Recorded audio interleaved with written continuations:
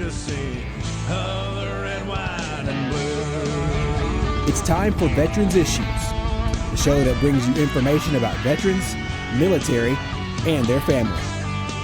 Now here's your host, Ken Rollins. Welcome to Veterans Issues. Ken Rollins here, and today's show we got a guy that's coming back to visit us. Hadn't been here in about a year or so, and his name is Hillman Prestidge. He's a World War II veteran. Landed at Normandy. Y'all remember that, don't you? Be right back. We're going to talk about it. Welcome back to Veterans Issues. Ken Rollins, and we're talking today with a fellow that finally got him back on here. He's been on here before. Been a year or so ago, and his name is Hillman Prestidge. He served in World War II, one of the greatest generation. He landed at Normandy on Omaha Beach, and we're going to talk a little bit about that and some other things. Welcome to the show, Hillman. Hey, Good to be back. it's good to be back here. Well, it's good to be back here too. I see that. I got to take this up here. That cane, that cane. People have seen that on my show several times. That's wherever you go, people say, "I've seen a cane like that." I carry mine a lot, and they love that eagle. You know, and they say there's a fella in here the other day that in World War II had one like that. I know who they're talking about then. Yeah. We're known by the cane we carry, but. That's amazing. But anyhow, you was on here before, and we talked. Let's go back to the folks that didn't see the other shows. You from this area, or are you from? Where are you from?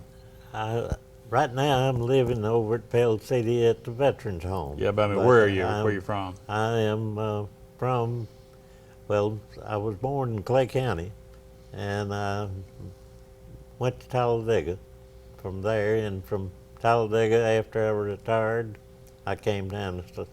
Okay. At some point, you entered the service. Where was you living when you entered the Army? Lineville. Lineville, in Clay County. And In were Clay you drafted or did you join? I was drafted. Drafted. Okay. It said Uncle Sam wants you, and you. Uncle Sam wants you. There you go. Well, it's good to be wanted sometimes. Except, when was that? Back in 1942, 43? 43. 43? Okay. And then where did you go? Basic training and all that stuff. Went to Fort Bragg, North Carolina, Got you. and field artillery. And after had 6 weeks training, I joined the amphibian force. Then we went from there over to Glasgow, Scotland. From Scotland down to England. We trained in a forest. Now, where it is, I don't know till yet. Probably Ohatchee. So they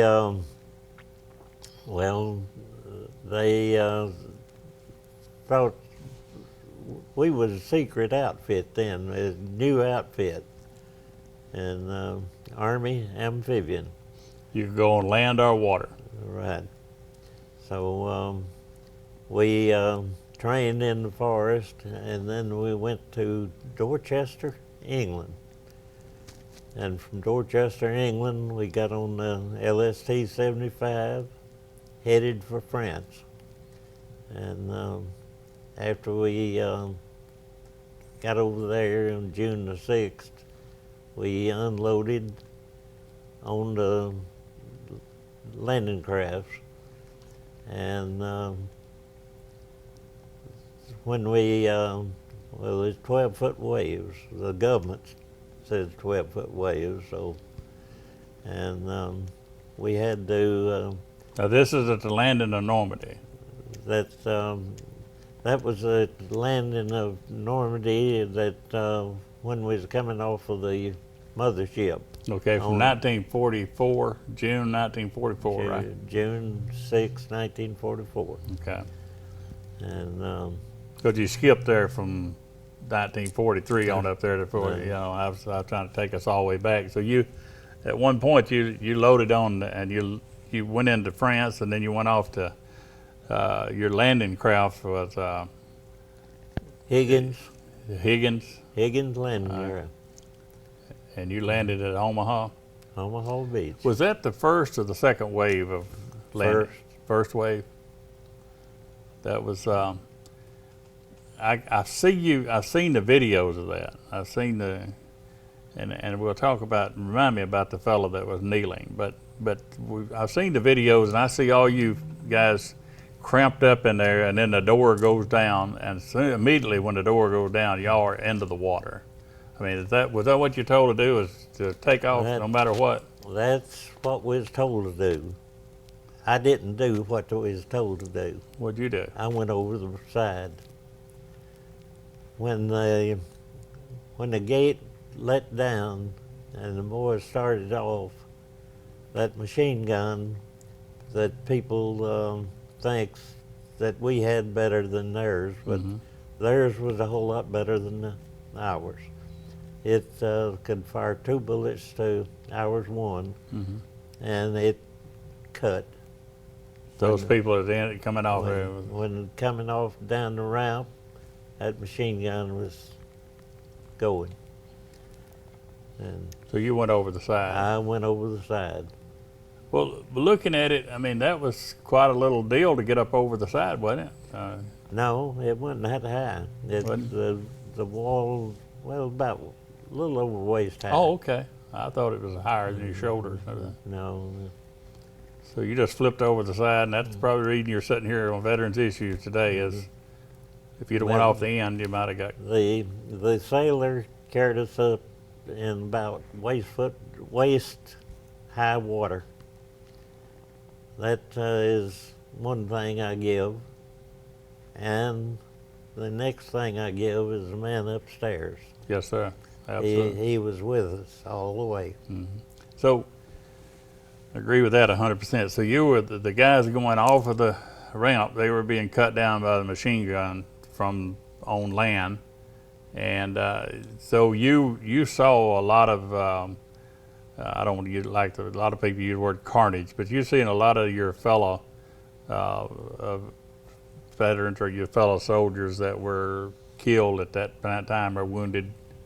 You could see that before you jumped, or did you see it after you jumped? Well, I seen a little bit of it before I jumped. Okay. And then you made a quick decision, said, I'm not going into what they are, I'm going over the side. See, I never had heard that story.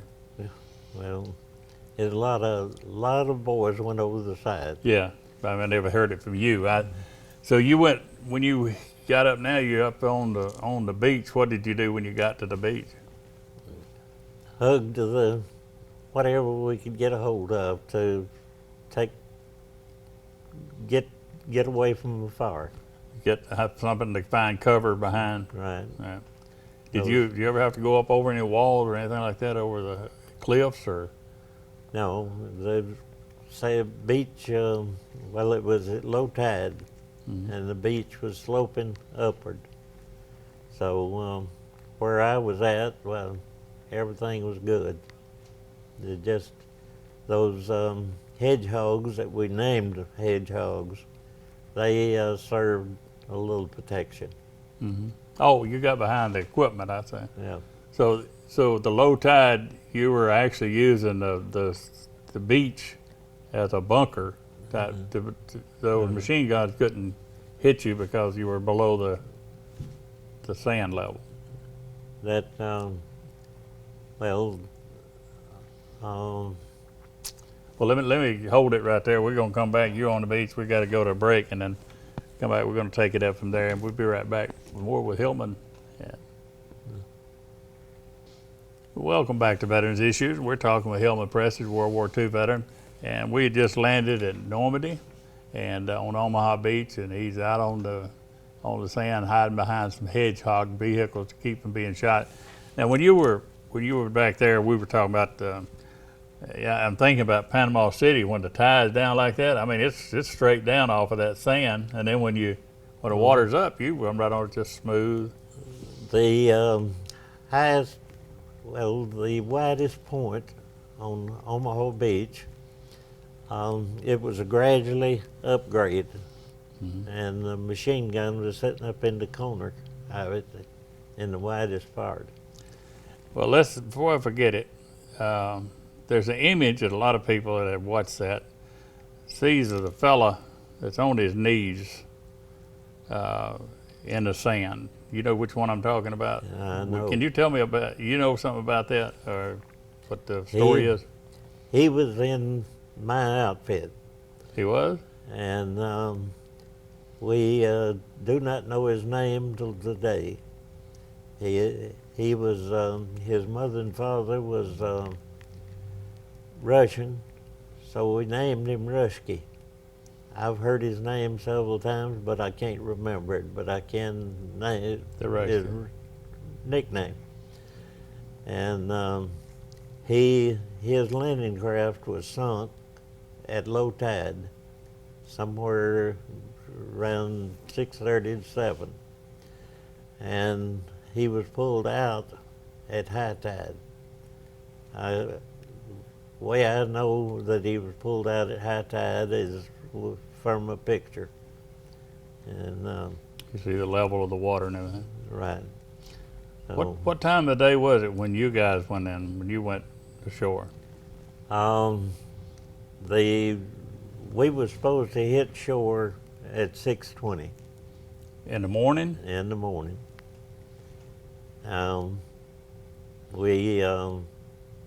We hit shore somewhere around 6:30 to 7. I don't know. Did you, the night before, if you remember back, did y'all know you were going to do this? Do you know you were going to land in, or do you have any idea where you were headed, what you were going to be doing? We were supposed to have made it on the 5th. That's the first time that we knew what we was going to do. And the weather was bad, so we couldn't make it. So, of course, we knew where we was going. They told you was going to be landing on Normandy at Omaha Beach, and you was Right. going to have to. Okay, so I've talked to other veterans that were there that day, and one of the fellows was 5'9", and he said that his craft. Now, I don't remember if he's in the first wave or the second wave, but he said the craft had learned that if you come in too close, the small arms fire, the machine guns from the shore would get you. So he stopped way out in the water, too far out, and said when they went off, this is in 13 to 14 foot of water, With and the he was only six- 5'9", With the 6-pound pack on them, and a rifle and boots. and the 14-pound rifle with, not counting the ammo, Right? well, down you went. Yeah, that's what he Unless you said. could shed it. He said that he went down and he just kept hoping he'd reach the bottom, and said, and then when he hit it, he just kicked off and come back up, and there was bodies floating in the water all around him, and he said the blood was in the water, and he said that the cowardly, he called him the cowardly boatsman that was afraid to come on in further, and dropped Yeah. him out there. He Yeah. said, I forgot how many, he said there's several of them that were drowned, just drowned. They didn't get killed by the enemy, they got killed by the. It was about as many drowned as it was got killed. Wasn't that something? But you and I were talking out in the waiting room about planning, about planning stuff. There was a lot of planning went into that, but they didn't plan for everything. As big an operation as that was, there's no way you could plan everything. No. From the stories I got, you said you was going in on the 5th. Well, you went on the 4th. They were saying that there'd be 12-foot waves. Would you say those waves when you went ashore was 12 foot or 50? Well, on 5th, when we were supposed to went in, the government said 20-foot waves. The next morning on the 6th, when we went in, the government said we had 12-foot waves. Mm-hmm. I'll agree we had 20. There you go. Just whoever the folks in the government were probably sitting back in Washington somewhere saying, we know what the waves are, but you guys knew what they were. Yeah. You went over your head more than once? Oh, yeah. I'll be darned. And I thought about this too, as a soldier myself. Your weapon went underwater. Did you have a lot of misfires and stuff like that from the salt water? No, the ammo was good. Really? If you let it soak for a long time, I guess it would have Yeah. misfired. But just going in and coming right out, good. Yeah. Well, I have cleaned my M1 by taking it in the shower with me at one time, so Now, I want to, before we lose too much time here, I want to talk about the Bedford boys. There's a story about when you guys went in that the Bedford boys from Virginia, just about the whole town of them went in there with you. You was part of that group, right? I went in with them. Okay. I didn't know them or anything then, but I got to know them later, as what few was left.